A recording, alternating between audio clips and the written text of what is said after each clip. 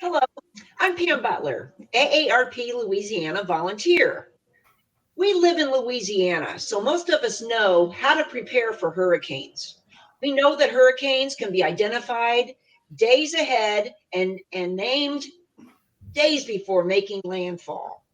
So we have time to put our emergency plans in place. But what about the severe weather threats that produce tornadoes?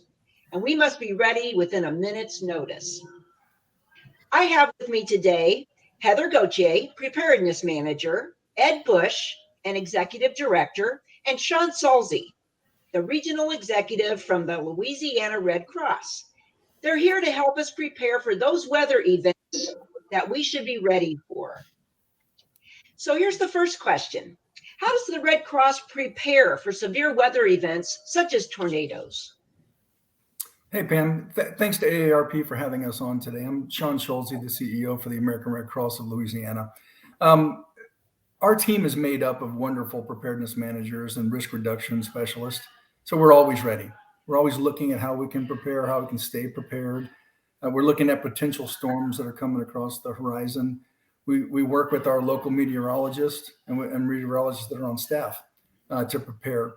We're looking at our response teams and determining with our internal and external partners that could be emergency managers or Office of Emergency Response or Preparedness to determine what's our next steps and who are we working with in the community and what's the community need. I think that's the most important thing is where are we going to be needed and when are we going to be needed. It's important to know that we always have volunteers and staff that are standing by that are part of the community and ready to support. And then when we know what that need is and we know what's coming and we know what may happen, even though a tornado can sneak up on us at any time, we kind of know by looking at some of the filters and some of the meteorologists report when things are going to happen. We'll start shooting things out on social media and start getting our teams ready with phone calls and sync meetings to prepare and to move forward. I think sometimes that we can over prepare, and I don't think there's anything wrong with that. I think if people are listening to scanners and preparing and getting ready like we are and just staying ahead of the storm, as you'll hear a lot of the times, that they'll be ready like we are. Great. And what kind of help do you provide after a disaster?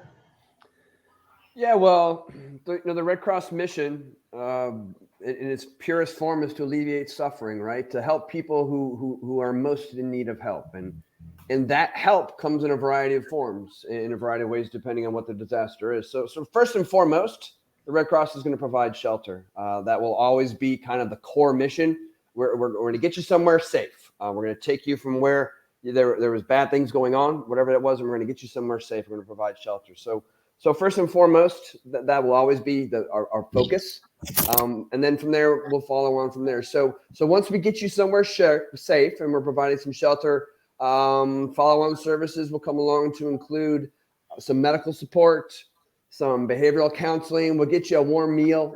We'll get you a blanket. If you need a place to stay later on, we'll start having that conversation, and we'll connect you to those agencies who can help you in other different ways as well. So I think it's a good follow-on services, but again, we focus on that emergency support function number 6, which is mass care. We'll get you somewhere safe. Okay. Well, with spring storm season upon us, what are a few of the most important considerations to take to prepare for no-notice weather events, such as tornadoes? So one thing that we like to teach in our Be Red Cross Ready trainings is to get a kit, make a plan, and stay informed. This is something that you can do during all weather threats, not just no notice. But of course, during no notice, it is very important to have this in place so your family knows what to do in instances like this. A few important facts to know when it comes to this kind of things. So you're not having to make decisions during a flash flood watch or when a tornado has touched down in your neighborhood, is know the difference between a watch and a warning. A watch means that something is possible, whatever threat that may be. A warning means that is happening in the current thing, or it could be happening very soon. So something to do is if there is a tornado warning or a tornado watch in place, make sure that you've identified your safe place in your house, whether that be a basement, a storm shelter or something of that nature, just make sure that it's on the lowest floor with no windows. In a mobile homes are not safe at all during a tornado. So make sure you have a backup plan if you do live in a mobile home. And of course, as always, make sure that you've downloaded the Red Cross app.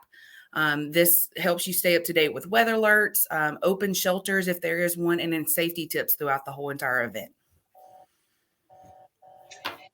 And what should we do if inclement weather is approaching and there is a threat of tornadoes? So we always say stay in touch with your local meteorologist. Make sure that you're following your local weather. They will have the most up-to-date information. So say your local meteorologist has issued a warning. What's to know? What do you need to know right off the bat? Again, going back to knowing the difference between a watch and a warning. A watch is when something could possibly happen. A warning means that it is happening. So make sure that you know what your community emergency system is. So whether that's the community sounds of the alarms or anything like that, or the outdoor sirens. And so knowing that, and again, staying in touch with your local information. Make sure to watch the skies. If it is daylight, the skies will turn dark and sometimes will produce greenish looking clouds. If it's night, just stay indoors, and also make sure to bring in your pets. We always want to take care of our pets and make sure that we're keeping an eye on them. We don't want them to get loose. And if you do have time, sometimes there isn't time, but if you do have a little time, make sure that you're securing all of your outdoor furniture or anything that might be picked up by the wind. If the meteorologist has issued that warning, make sure that you get you and your family and your pets into your safe place and stay there until you're given the all clear. Again, this is a small, windowless, lowest floor of your house to make sure that you are in the sturdiest building possible. If you're in a mobile home, make sure that you have that backup plan that we talked about. There is no safety in a mobile home when it comes to tornadoes. If you don't have one, again, maybe finding a sturdy building on your street or something like that to shelter in until the storm has passed. If you're outside during a storm, get to your shelter or find the nearest sturdiest building and shelter there. If you're driving during a tornado warning, please stay away from bridges and highway overpasses. Those are actually very dangerous and things can fall, and we don't want that. So make sure that if you're driving in debris, pull over, park until you feel it's safe to drive again.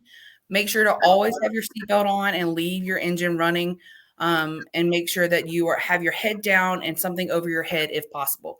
And again, always don't download the Red Cross app in your app store to make sure you're staying up to date with the local weather, as well as being able to know real time warnings and alerts and your shelter information if needed.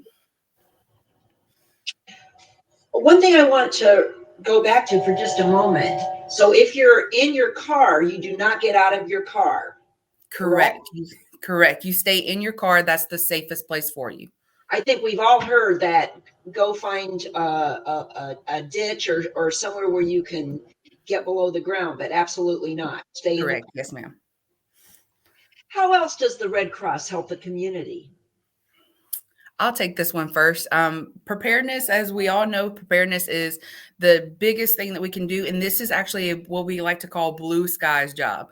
While it's sunny outside and you're not thinking about weather and anything of that nature, we still want it to be on the forefront and having that plan. So in preparedness for the American Red Cross, we have a lot of different options. We do have what we like to call the free or sound the alarm, which is our free smoke alarm installations. We do this throughout the country. We actually recently had a big event here in the Baton Rouge area, but we do this all year long. You can call the Red Cross or ask for, and we'll come out and give free smoke alarms. This is actually the largest disaster we respond to. So we like to make communities safer just installing smoke alarms. And then, of course, we have our youth preparedness with Prepare with Pedro with our kindergarten through second grade. And then our pillowcase project as well through our third and through fifth graders. Reaching the kids is very important here at the American Red Cross because that's the quickest way to get inside of a home. So Pam, I'll add to that a little bit. I am a retired Army veteran. I was 30 years in the Army prior to my Red Cross gig. So let me add to what Heather was saying. I'm very proud that the Red Cross continues to have a very significant involvement with the Service to the Armed Forces component. In the late 1800s, the Red Cross cut its teeth on becoming an organization that served to take care of service members and their families.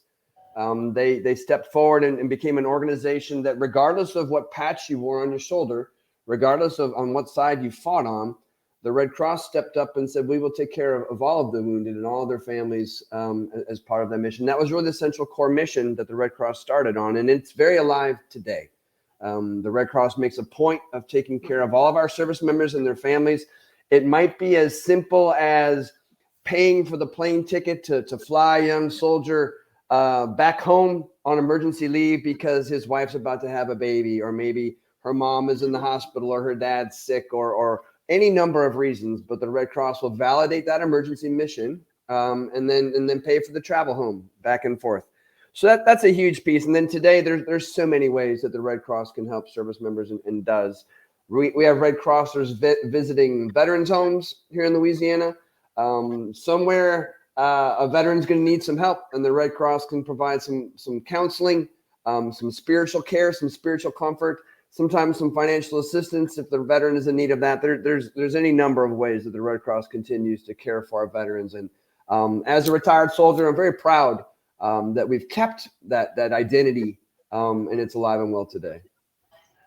Yeah, Pam, I'll follow up with that as well. That over 90,000 people call the Red Cross every year asking for support to bring home a soldier somewhere in America, somewhere across the world, to get home to an ailing relative. And I think that's super important. And you also can look across the world and see the refugee problem that we've been having, and whether that's on the U.S. border or in Ukraine, we're having a lot of issues with a lot of people that are suffering. We spent $149 million this year just supporting, whether that's a blanket, a hug, or a meal, the folks that are suffering once they get into the United States. And I think right now, some of the refugee programs that we have are supporting those people in need. Well, I'd like to thank you, Sean, Ed, and Heather, for this valuable information.